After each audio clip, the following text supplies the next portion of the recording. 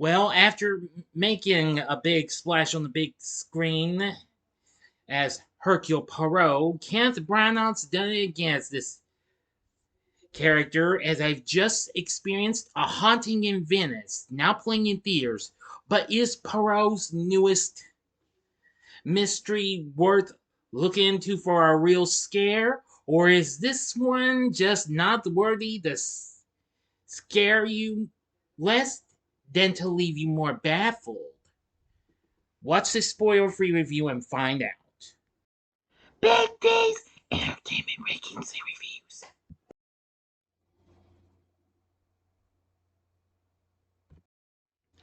So, greetings, my fellow YouTubers, and welcome to Big D's Entertainment Rankings and Reviews. My name is Doyle, better known to as the Big D, and this time around I bring to you a spoiler-free review of the just now released supernatural mystery flick, A Haunting in Venice, released by 20th Century Studios, produced and directed by Kenneth Branagh, who once again reprises the role of Belgian detective Hercule Poirot.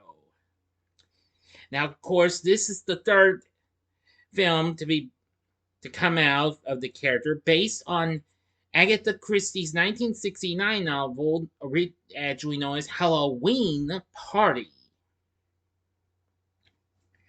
And the screenplay was done by Michael Green. Now, of course, it's a sequel to last year's Death on the Nile. It also includes a pretty good cast. Most of them I'm not too familiar with.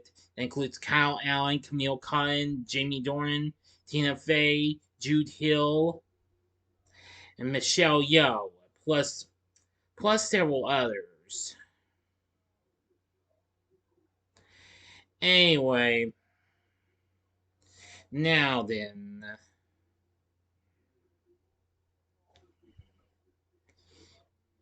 The film starts out when Detective Hercule Poirot has lost his faith in God and humanity, and he lives in retirement in Venice until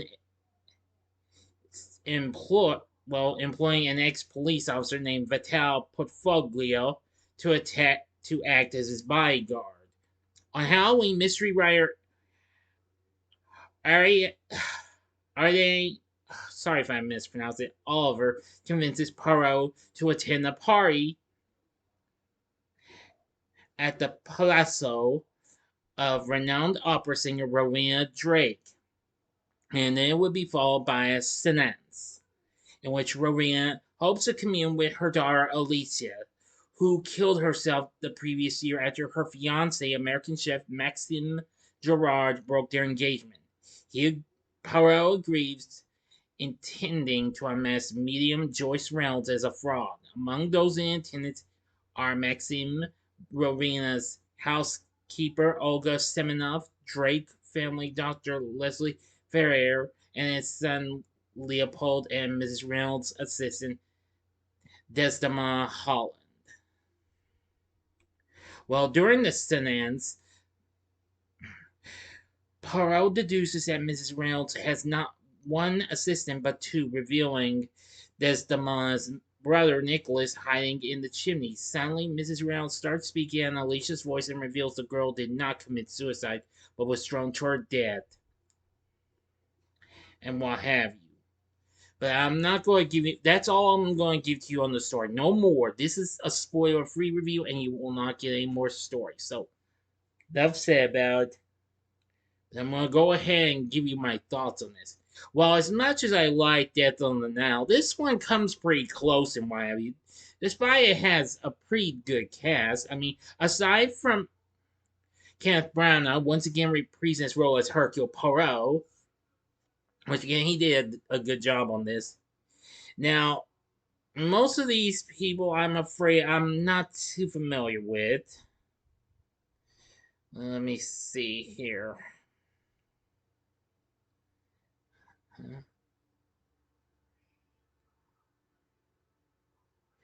Now, playing Maxime Gerard is Kyle Allen, who recently appeared in the recent remake of West Side Story. Camille Cottin played Olga Semenov.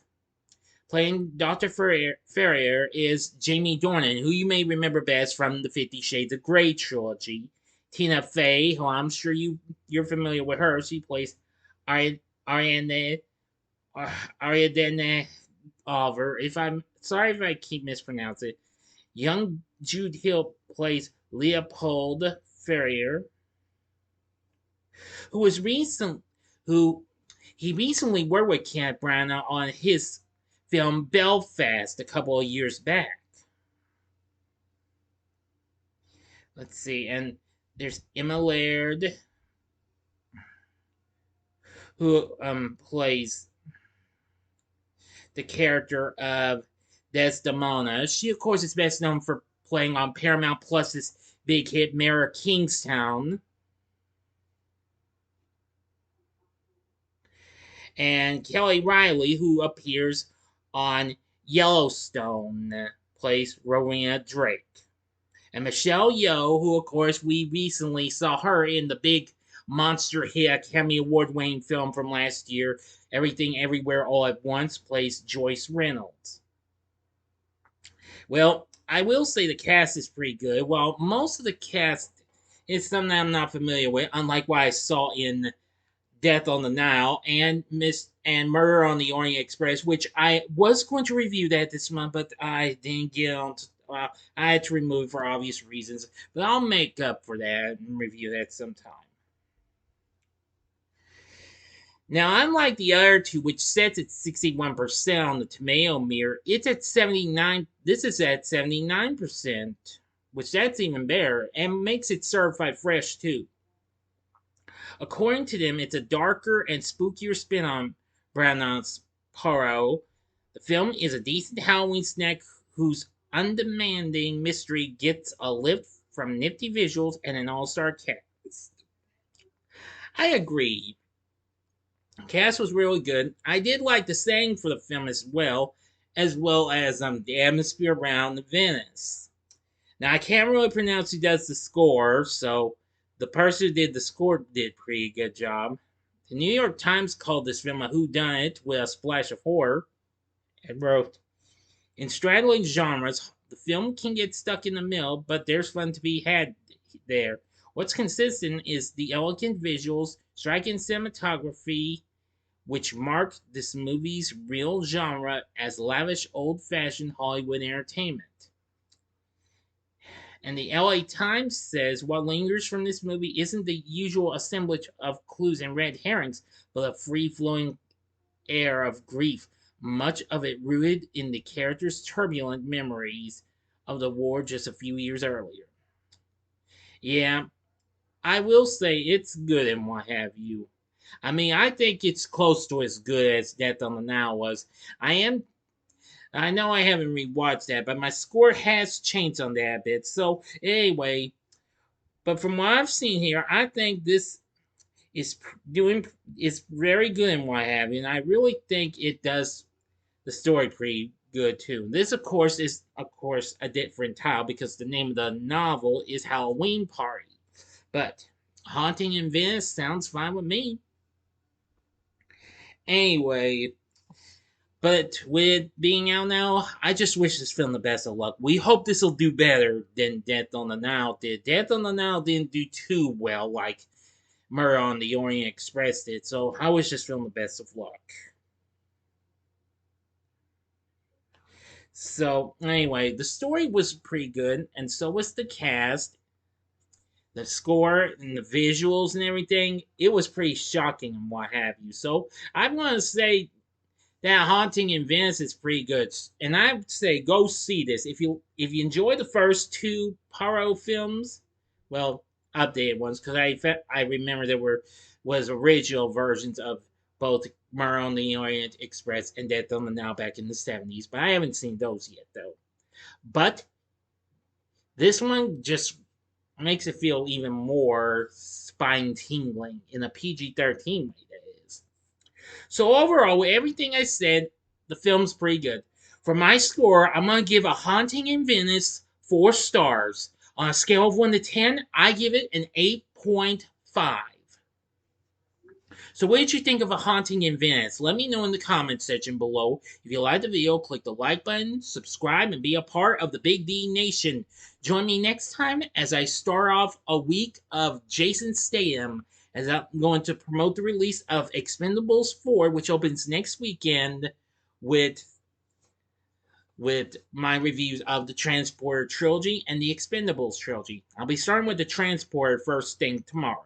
So I hope you enjoyed this, and if you did, consider checking out my reviews for these other films. In the upper left-hand corner is my spoiler-free review of the previous Mystery of Poirot's, and that was Death on the Nile from last year in 2022.